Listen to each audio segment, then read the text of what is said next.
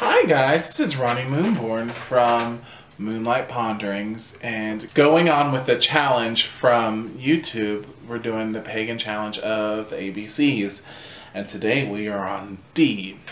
And for D, I have chosen D is for deities. And when I mean deities, I mean beings who have been worshipped in some form of another by humans. Like, that includes God, Odin, Zeus, Ganesh, stuff like that. Stuff like that, excuse me, forgive me. Beings like this. And this is something I am familiar with because I do work with a lot of deities. At first it was only 2 and then it branched out into a lot more. Now I have 2 main ones that I do work with. And that would be Apollo and Hecate. Or Hecate, however you like to pronounce it. I'm not sure on the actual pronunciation. I've heard it pronounced very differently. But I digress. And from Hecate branched the triple Hecate and got Selene and Artemis, who I became familiar with also. And Apollo works with me by sparking my creativity side, a side of me that I tend to put down a lot because I'm a very practical person, and I see that as a hobby that isn't going to make me any money. And for a while I've been that way. I was in that if it doesn't earn me something, I'm not going to invest time in it because that's time that I could be using to benefit myself more. And then one day I realized that, you know, hobbies are a way of benefiting yourself. Like, it's a way of relaxing, and that helps you. And Apollo has recently came to me. It hasn't even been a year since I have met Apollo. And I've been in this journey for about 7 years, and just now found a deity that I actually truly identify with. And some people actually have sexual relationships with their deities. I do not. That is, not judging people who do either, but that is something, I just don't feel that. I feel like nurturing from them is what I get. Especially Apollo. Apollo is very nurturing, very protective. Whereas Hecate for me is very no nonsense. Like, this is what you need to do to help you grow. She's there to help me build my strength, build my character, and make me a stronger individual. And Artemis kind of helps with that too. She makes me the warrior that I need to be. It's very interesting because Artemis mainly works with females, but I think that she's there to also help me work on my feminine side, because I am a person who believes that everyone has a masculine and feminine side, and I will be touching on that in a later video. But those are 4 are the ones. Oh, I'm sorry, I didn't mention Selene. Selene to me is a goddess of the moon, but she comes to me in the form of wisdom. She sheds light on things that I'm like, huh, okay. And Apollo comes to me and gives me power for foresight and also for healing, because I am a healer. I do practice in healing. I've recently cast a spell on a potion for a friend earlier. Today, actually, I did that.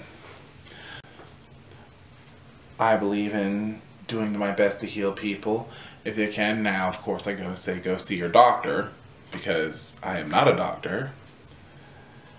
But those 4 really kind of help me make me who I am.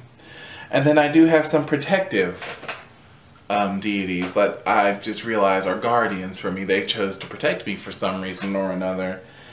And that is Bast, the goddess of cats from Egypt. She came to me. I just saw cats everywhere, and I do have an affinity with cats. And one day I had a dream, and she actually appeared to me in a dream and told me, hey, I've got your back. And I'm not going to say what they actually said because the conversation was a little private, but essentially That's what she said. And then, also, all my life I've seen rabbits everywhere. Everywhere I've seen rabbits. And I was like, okay, I have to look up like the rabbit god. And I looked up the rabbit god, and the name, if I'm pronouncing it right, is a Chinese deity known as Tu-Ershin. He is the god of romantic affairs between men. And I identify as pansexual. So I found that very interesting. And I didn't know necessarily what that meant, but then I was having dreams of a red rabbit.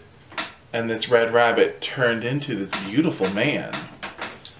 And we just kind of hung out and chilled, and then I felt safe around him, so I'm feeling that that is another guardian deity of mine. And I'm very honored that these deities have chosen to guard me. They don't have to by any means. They are free to do whatever they wish, and that they've chosen to do this is a wonderful thing. I just find it very beautiful and relaxing that they do this. And I feel that working with deities is a way to ascertain stronger abilities and power. Just like if you were an oracle or someone that reads tarot, you might want to work with a god that works in divination, because they can help boost you, like Apollo does for me.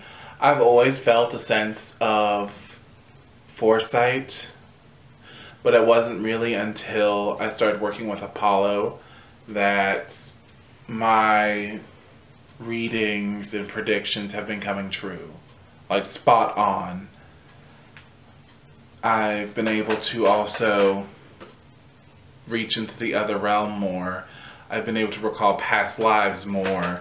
I'm connecting with myself more while I'm also connecting with these deities.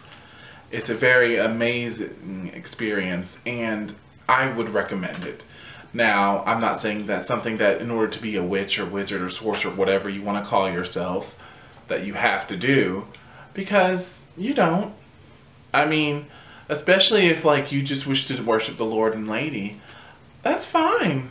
I mean, I'm not going to tell you who to worship. That's not my place. And I guess that about sums it up for now. I could go on and guys, I could really ramble about deities all day. But I don't want to bore you, because I will just jump back and forth.